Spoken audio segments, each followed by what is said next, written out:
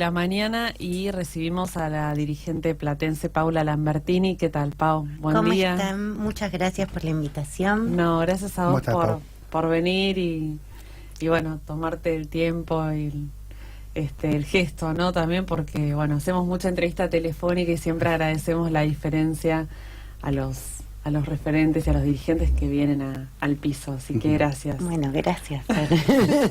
Es mucho más cómodo acá que por teléfono, sí. Eso les quiero decir. Bueno, sí. Buenísimo. Bueno, y están trabajando, Paula, en un conversatorio sobre masculinidades, ¿no? Mañana hay otro encuentro a las 6 de la tarde en la Facultad de Ingeniería. ¿De qué se trata esto? Contanos. Mira, esto nace de una idea, ¿no?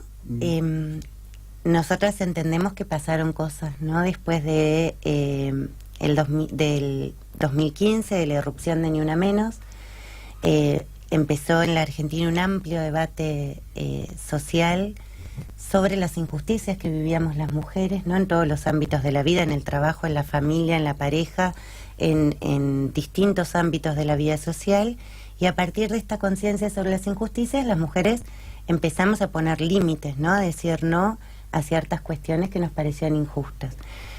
Como las relaciones entre mujeres y varones o las relaciones de género son relaciones de poder, cuando las mujeres dijimos no, lo que empezó a pasar es que los varones entraron en crisis porque todo lo que habían aprendido, que era los mandatos de ser varón, que tiene que ver con dominar a las mujeres, que tiene que ver con un sinfín de cuestiones que los varones aprenden desde que nacen hasta que son adultos, empezaron a mirar esas actitudes y esas prácticas y se empezaron a dar cuenta que aquello que hacían era injusto, ¿no? Y entonces la masculinidad está en crisis. Esto lo que implicó fue, y lo charlamos varias veces con Fernanda en otras ocasiones, que los varones muchas veces quisieran volver a ponernos en el mismo lugar en el que estábamos, ¿no? Es lo que nosotras denominamos rebrote de violencia, ¿no? O la profundización de la crueldad. Si vos no querés si vos no querés que te pegue y pones la denuncia, yo vengo con más fuerza a pegarte si soy varón para volver a ponerte en el mismo lugar de sometimiento en el que estabas. No es una teoría, sino que son cosas que están pasando. Son cosas que están pasando. Por ejemplo, en La Plata se quintuplicaron los femicidios del año pasado a este. Vemos los modos además en los que se desarrolla. Hablamos a principio de año de una violación a una chica de 14 años en Villa Elisa por parte de 7 adultos. Sí. La manada, lo que se dice. Lo que se denomina de modo incorrecto la manada. ¿Por qué decimos de modo incorrecto? Porque la manada alude a animales y acá estamos hablando de seres humanos y en realidad nos genera un poco de espanto cómo no hubo uno que puso un límite, ¿no? Y dijo, claro, es una chica de 14 años, es una chica que no quiere, estamos generando una acción que es de una profunda violencia y sin embargo esto no sucedió. Luego vino, por ejemplo, el femicidio de Gisela. En el femicidio de Gisela lo que sucedió fue que la encontraron también en Villa Elisa en una bolsa de nylon y recuerdo que se había suicidado el femicida. ¿Se acuerdan de esto? Sí, en el hotel de acá de 49. La ocasión de hablar de esto, ¿no? Sí. ¿Qué pasa con un varón? Y después esto se empezó a replicar. No fue solo el femicidio de Gisela, sino que hubo varios femicidas que terminaron suicidándose y que tiene que ver un poco con qué hacen los varones cuando el objetivo de su vida es controlar a una mujer, es someterla, y esa mujer desaparece a partir de un asesinato cruel que ellos cometieron. Su vida deja de tener sentido. Claro. ¿No? Empezamos a visualizar este tipo y analizar este tipo de situaciones. Entonces, frente a esta situación del límite de las mujeres, tenemos dos caminos. O los varones revisan los mandatos culturales referidos a ser varones, o los reafirman y asistimos a lo que estamos asistiendo. Claro. Entonces, lo que dijimos fue, vamos a hacer un conversatorio. Primero vinieron Dora Barrancos y Marta Rosenberg. Era un 21 de febrero, fue el día más caluroso del año, hacía como 50 grados. Porque me invitaste y yo, sí, después lo seguí por las redes, pero sabía de ese primer encuentro. Y había 400 personas. Qué y el bueno. 70% eran varones, ¿no? Bien. Lo que entendemos es que existe mucha necesidad de ver qué es lo que se hace, qué es lo que hacen los varones con sus mandatos culturales. Claro, porque yo te hablaba en un momento de una especie de desorientación en parte del varón. Por ejemplo, a mí me pasa, a veces me tomo el colectivo y digo, bueno, subí vos, pero así, ¿no? Un tono de bueno, no queda otra y sube. Pero, bueno, alguno que tiene conductas que por ahí las tiene asimiladas por mandato, por lo que sea, tiene que empezar a pensar qué hacer, ¿no? Y uno a veces se desorienta. O está mal ser caballero, la pregunta, ¿no? ¿Está mal ser caballero? ¿Qué es ser caballero? ¿Corresponde ser caballero o no corresponde? En fin, yo creo que había una etapa anterior que la caballerosidad era un modo de ejercer el machismo. Y lo que creo es que ahora se corrió la caballerosidad y lo que nos encontramos es con el aspecto más cruel, ¿no?, del machismo, que ya no está engalanado o enmascarado con la cosa de pasa vos primero, te pago yo. Gorda, claro, no trabajes, cuidá a los chicos porque yo te puedo sostener, porque tengo trabajo, y entonces vos te quedás mejor en casa y haces las cosas de casa y cocinás. ¿Vieron esto que era tan usual, que tenía que ver con determinados supuestos gestos de amor que lo que encubrían era, bueno, la vocación de que una mujer se queda dentro de casa y de que el varón siga siendo el único proveedor económico de la familia, ¿no?, y que sostiene la olla? Sí, pero con todo lo que ello conlleva, Pau, digo, la persona que más sociabiliza el día a día después termina siendo esa persona, la mujer termina por ahí también perdiéndose un montón de cosas. Digo, conlleva esa decisión que se tomaba y que se hacía, como vos decís, supuestamente con mucho amor y con mucho consenso. Digo, conlleva un montón de situaciones que a la larga uno ve a esa mujer y ve a ese hombre y también los va construyendo, ¿no? Esa mujer viene adentro solo para salir a hacer mandados y después regresar a su casa y a lo sumo al gimnasio. La dependencia económica es también una de las dependencias, claro, que es quizás la más fundante, ¿no?, de la desigualdad de género. Cuando uno depende de otro, que es el proveedor del hogar, que es el que trae el dinero a la casa, después tiene muy poca probabilidad de tomar definiciones, ¿no? Si quiere estar con esa persona, no quiere estar con esa persona. Tiene muy pocas probabilidades, si está sufriendo situaciones de violencia de género, de poder escapar de esas situaciones. Digo, es un condicionante, la dependencia económica, muy grande. Total. Ahora, en este momento también lo que vivimos es que las mujeres en general, ¿no?, la mayor parte trabajamos afuera de casa. Sin embargo, las tareas del hogar, las tareas del ámbito privado, la crianza de los niños, de nuestros hijos, la crianza de los abuelos, sigue estando en responsabilidad de las mujeres. Con lo cual, lejos de socializar, ¿no?, las actividades diarias, nos hemos recargado muchísimo más de más cosas, ¿no?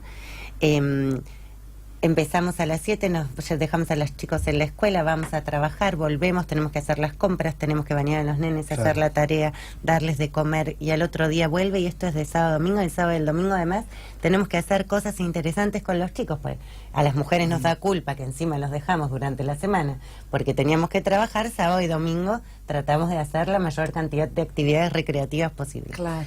Bueno, esto significa una gran sobrecarga y además de limitaciones concretas, ¿no? Cuando las mujeres tenemos hijos hay un montón de situaciones que dejamos de poder desarrollar. Por ejemplo, las mujeres trabajamos muchísimo, pero seguimos sin acceder a los espacios de poder. Claro. Digo, tenemos gran participación en la vida pública, pero los hijos significan muchas veces, la crianza de los hijos, un techo para las responsabilidades que podemos asumir en ámbitos laborales. Tal cual, si no puedo porque tengo que darle de comer a mi chico, o tengo que ir a cuidar a mi hijo, tengo que dejarlo, la típica, ¿no? Ocurre eso. Y te van o el niño se actividades. Enferma y entonces vos tenés que dejar de ir a trabajar, porque claro, las mujeres cuidamos a los niños cuando se enfermen, los llevamos al médico, ¿no? Terminan sucediendo este tipo de cuestiones. ¿Sabes que este conversatorio, entonces, ¿a qué está apuntado? Bueno, viene Enrique Stola. Enrique Stola es muy conocido en ámbitos de los feminismos, probablemente públicamente también es conocido porque Enrique es médico psiquiatra, fue es psicodramatista, no hace psicodrama, y fue psiquiatra de los niños que fueron abusados por el padre Graci. Ajá. Él es especialista, bueno, él se caracteriza como militante feminista, es una persona que sabe mucho de abuso sexual infantil y sabe mucho de feminismos y de masculinidades.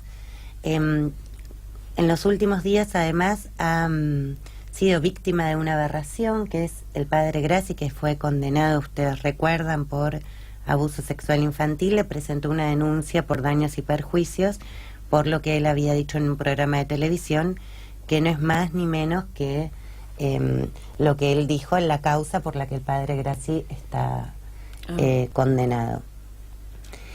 Esto significa, para los que somos psicólogos y psicólogas y trabajamos hace mucho en casos de abuso sexual infantil, es un perjuicio enorme para nuestra profesión que por haber sido testigos de niños en esa situación tan aberrante, exista la posibilidad de hacernos una denuncia, porque lo que hace es que muchos profesionales después duden si quieren ser testigos o no, claro, que duden si quieren tomar casos de esta índole o no. Entonces, lo que es importante, que es en este momento de tanto avance el movimiento feminista, es que ha tenido mucha solidaridad de muchísimos sectores, ¿no?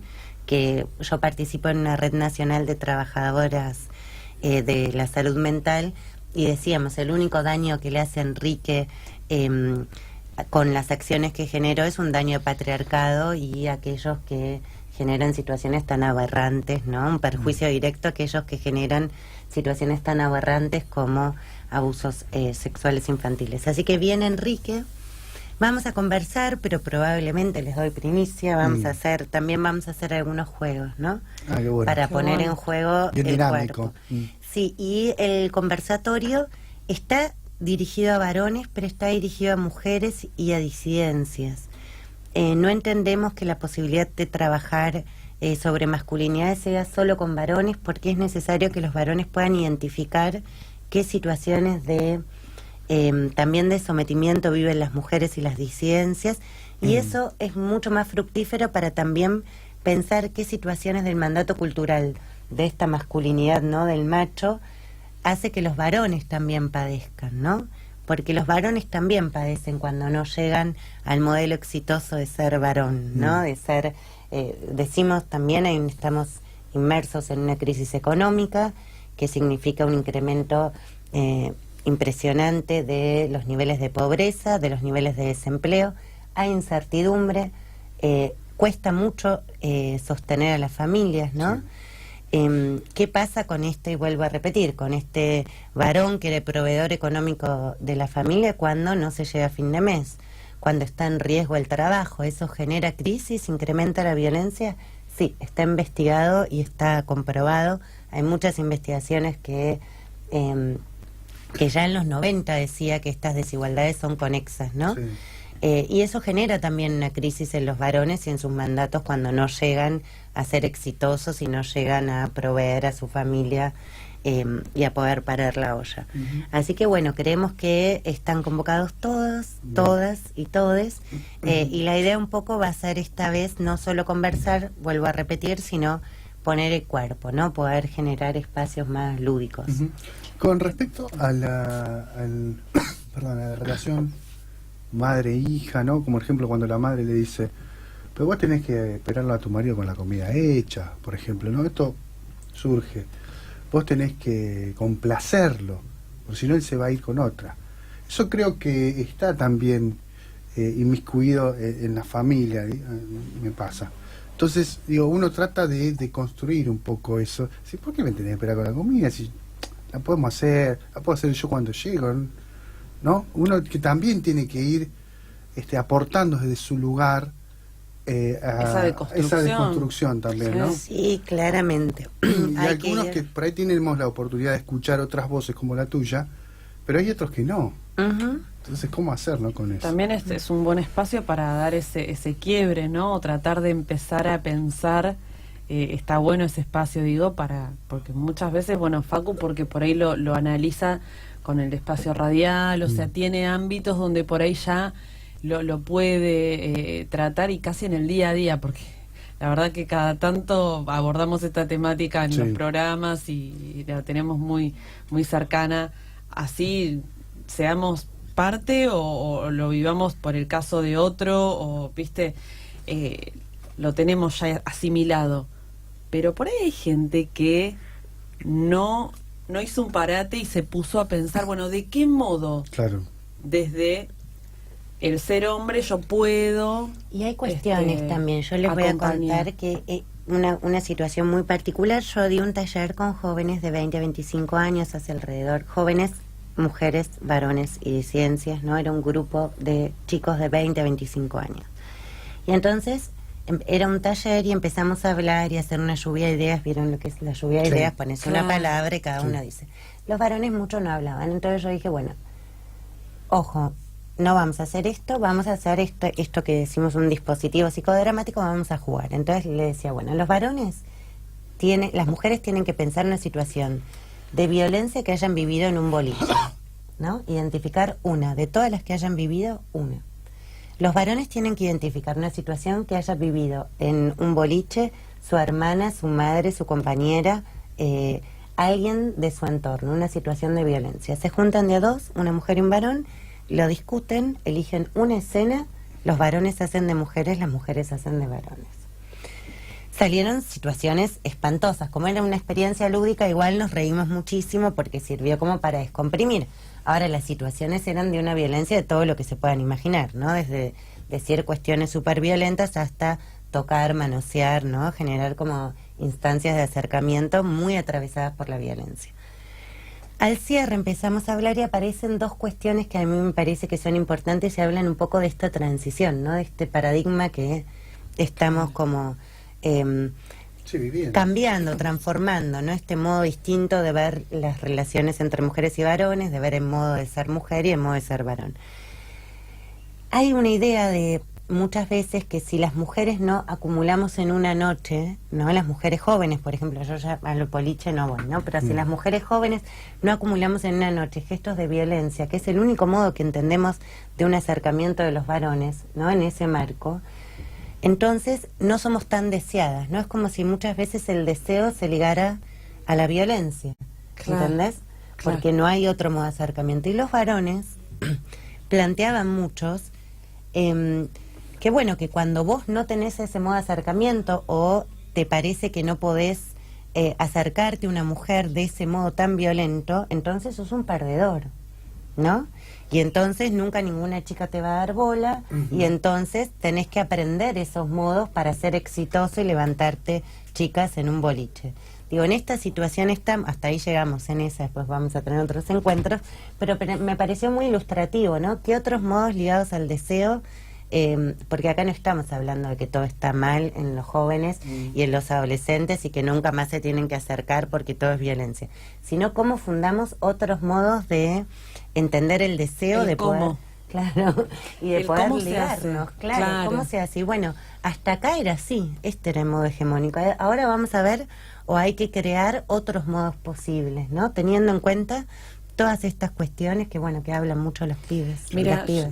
yo aprovecho, Paula, porque era algo que viví en este recorrido que se hizo el 8M por acá por la Ciudad de La Plata, que fue muy extenso, no sé si participaste, y lo iba después a compartir en las redes, después me quedó anotado acá, y aprovecho porque también tenés que ver con la salud mental y creo que son términos fuertes que fui escuchando a medida que caminaba. O sea, caminaba en la marcha, entonces uno va captando, porque como voy por ahí fotografiando, voy por la vereda, entonces al no estar en la calle tomaba comentarios de la vereda, que era como la gente que Que no está estaba participando que está activamente. de observadora, Sí, claro. claro. Entonces me quedaron tres frases.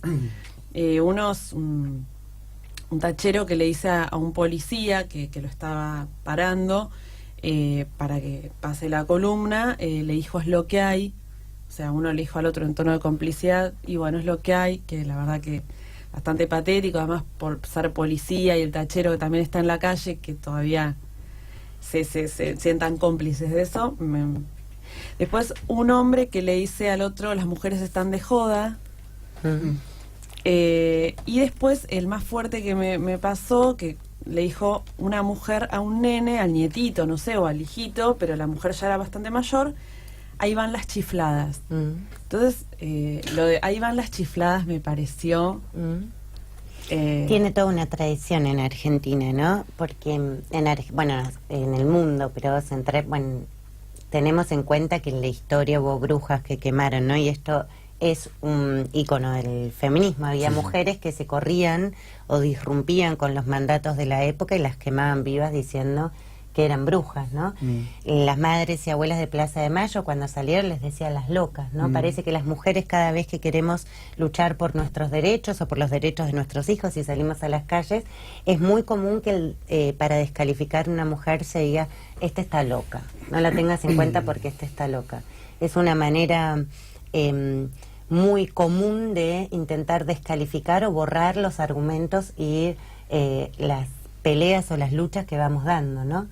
En relaciones lo que hay, yo lo escucho, es lo que hay, lo escucho mucho. ¿Sí? Sí, me parece que es una especie de complicidad de decir, bueno, esto está acá y no sé qué, es muy despectivo, pero por otra parte es lo que hay, lo que implica es que ellos tienen que tomar nota. Acá todos los varones tienen que tomar nota. Las cosas que se hacían antes no se hacen en los mismos términos. Implica también, es lo que hay, implica la necesidad de ponerle límites a ciertas actitudes públicas que se tenían que ahora no se tienen. Digo, yo voy por la calle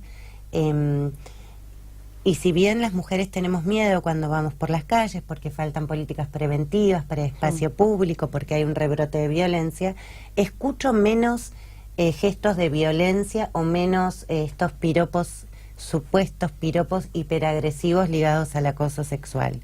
No lo escucho tanto. No escucho tanto que los varones se animen. Y son los mismos varones, ¿no? Claro. Que quizás han tenido que autolimitarse porque estamos en un momento donde dijimos hasta acá.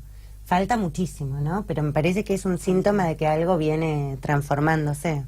Y en cuanto a ahora a la parte política, no sé si por ahí queda algo para hablar de este conversatorio. Reforzar la invitación mañana a las 6 de la tarde en la Facultad de Ingeniería. De la Universidad de La Plata, en el Departamento de Mecánica. Nos fuimos ahí mismo donde están los estereotipos más armados del ser varón. Perfecto. Pero además un lugar muy lindo también. Muy lindo, tiene un edificio nuevo, además contamos, tiene un edificio nuevo, mecánica, y es, bueno, es muy lindo, y ahí además las autoridades mostraron mucha predisposición para desarrollar la actividad. Ramón Galache, que es el director y también el decano de la Facultad de Ingeniería, tenía mucha vocación de que se arme ahí el evento, la actividad de conversatorio. Y ya que estamos tomo frases, también tomo una experiencia este fin de semana. Me pasó una amiga que llegó de Tres Arroyos, que nos vino a visitar este fin de semana, y me dice, ¿quién es Lorena?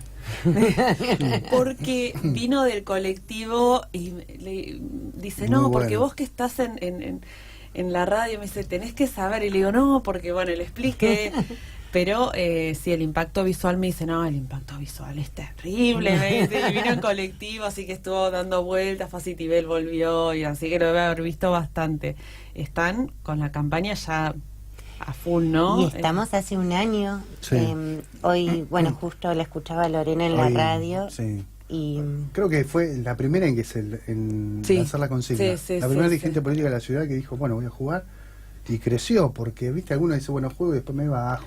Ahora también No hubo es un especulación ahí. es un signo o un símbolo es un dato a tener en cuenta, que la campaña es Lorena, es el nombre, no el apellido, y que también está, es un nombre mujer, o sea, y no es el apellido, que muchas veces mujeres que han instalado su campaña con el apellido. O sea, instalarlo desde Lorena, digo, me parece también toda una... yo lo que creo un de dato, Lorena ¿no? es que Lorena planteó una cosa de la mañana y yo estoy de acuerdo. Ella dice, bueno, le preguntaban por qué se había lanzado, ¿no? Y ella decía, bueno, en el análisis del desastre que es la ciudad de La Plata, yo creo que tengo mucho para aportar, ¿no? Yo realmente creo que es un buen momento porque hay muchas candidatas en la ciudad de La Plata. Sí.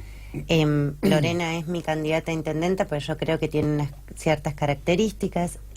Conoce mucho la gestión municipal, conoce mucho la ciudad de La Plata, no porque vea datos en Wikipedia o en el INDEC, sino porque la recorre hace muchísimos años, sabe cuáles son las prioridades que debe tener la gestión municipal.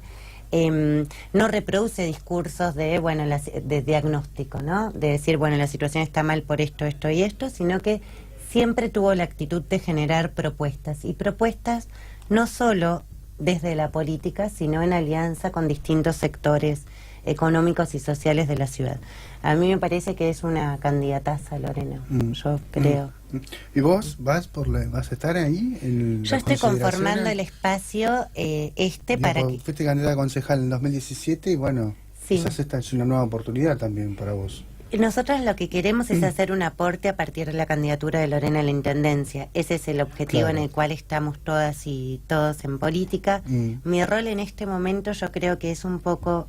yo lo entiendo de este modo: hay que construir un puente entre el feminismo y el peronismo, ¿no? Yo siempre digo, bueno, yo soy peronista hace 20 años y feminista hace más ya, porque ya ni cuento, pero 21 años, y un año después me hice feminista, ¿no? Entonces soy como feminista en el peronismo y peronista en el feminismo, ¿no? Me parece que mi rol en este momento es construir un puente, es pensar cómo también desde el feminismo no solo se abordan debates culturales, sino se empiezan a pensar también en la ausencia del Estado y en la responsabilidad del Estado en materia de construir políticas públicas que permitan prevenir y erradicar las violencias de género. Mi aporte es ahí. Yo en este momento estoy feliz con esto, además les quiero decir, porque...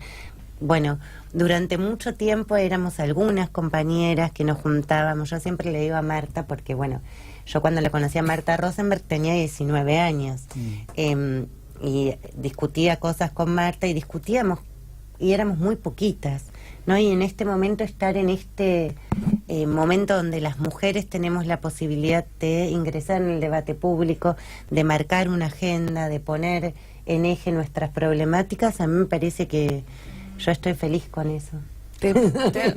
No, me parece bárbaro. Y yo, porque me está diciendo tenemos otros también invitados, y el tiempo es tirano en Radio Pau, vos lo sabrás, pero no, quería preguntarte, porque acá hemos estado con distintos espacios, vemos que también estás participando de la organización del Encuentro de Mujeres, y se da una discusión también en torno de la iglesia, de la organización, de cómo se va... Bueno, hay muchas discusiones. Discusión por el nombre, discusión por no sé qué. Hay un montón de... Se está dando este encuentro muy, muy como lleno de opiniones. Está bueno también eso. Sí. ¿Te sorprendió esto de poner a la iglesia como de quienes están por ahí tratando de verla como un lugar de protesta, o sea, y quienes no? O sea, como que la iglesia va a ser medio como bisagra. Yo creo que hay un actor que no está puntuado en ese planteo, ¿no? Que tiene que ver con esto que hablábamos recién. No hay un cuestionamiento a los 11 pesos que invierte el Estado Nacional en materia de violencia de género por mujer por año, estamos hablando. ¿11 pesos por año por mujer? No hay un cuestionamiento a la ausencia absoluta del Estado municipal, y vuelvo a repetir, este año se quintuplicaron los casos de femicidio, con lo cual yo creo que la primera separación que hay que advertir es entre el Estado y las mujeres y las disidencias. Aquí no se está haciendo nada y se deja a las mujeres en una situación de desamparo absoluto. Entonces, creo que por momentos ese planteo se olvida de enunciar esto. Por otra parte, creo que en marco del rol de la Iglesia, creo que la Iglesia no puede tutelar el cuerpo y la vida de las mujeres. No es su rol plantear cuáles son las pautas en torno a si las mujeres nos tenemos que casar, cómo nos tenemos que casar, si tenemos que tener hijos, si tenemos derecho a decidir cuántos hijos, cuándo y cómo tenerlos. Yo ese no creo que sea el rol de la Iglesia, y eso me parece que hay que ponerlo en discusión. Sin embargo, me parece que la Iglesia tiene un rol fundamental, y en la ciudad de La Plata lo estamos viendo, no solo por el gran trabajo de inclusión e integración social que se hace de lunes a domingos. En todos los barrios de la ciudad de La Plata hay una parroquia, hay un espacio donde se desarrollan tareas sociales de contención e inclusión, que para este momento es imprescindible, sino además porque el arzobispo de la ciudad de La Plata, por ejemplo, ha logrado poner en eje en un mes 2 cuestiones fundamentales. Una es el puerto y la reactivación del puerto, con la posibilidad de que esta reactivación del puerto genere empleo, un impulso a la producción y por lo tanto a la generación de empleo. Y la segunda vez convocó a todos los sectores de la política a discutir seriamente qué se va a hacer con la aberración del índice de pobreza en la ciudad de La Plata, que está en un 30%. Entonces me parece que eso es para reconocer, me parece que esto en este momento es importantísimo. Hoy salió una nota en el diario en un diario de la ciudad de La Plata que planteaba esta idea de que el intendente ahora va a llamar a un consejo para discutir la producción y el empleo. El intendente llama hoy a un consejo porque el arzobispo convocó antes a todos los sectores de la política. Entonces, el rol de la Iglesia es importante en estos términos, que no quiere decir que tengamos que sea inaceptable que plantee cuál es el modelo de vida y de existencia que tenemos que tener las mujeres, que es importantísimo tener una fuerte posición en torno al abuso sexual infantil y el rol de los curas. Igual es importante mencionar una cuestión y yo quiero hacerlo aquí. La mayor cantidad de casos de abuso sexual infantil no se da por los curas en la iglesia, sino se da al interior de las familias. Digo, por personas de las familias o cercanas. El abuso sexual infantil no es una aberración que genera un psicópata en un lugar, sino que es mucho más masivo que lo que conocemos, mucho más masivo. Está extendido en todas las clases sociales y en toda la extensión del territorio nacional. Sin embargo, bueno, por eso es importante puntuar esto, porque a veces nos olvidamos de estas cuestiones, pero además la Iglesia tendría que tener una posición más fuerte en relación a los curas que hicieron estas aberraciones y también empezar a plantearse, yo creo, igual no sé si es el momento, la posibilidad de empezar a ver esta idea de la abstinencia sexual que se genera, ¿no?, como mandato para los curas, que quizás por momentos es bastante distorsivo. Yo creo que la Iglesia sí necesita una separación, vuelvo a repetir, de dictar los mandatos de las mujeres y qué tenemos que hacer y qué podemos o no podemos hacer.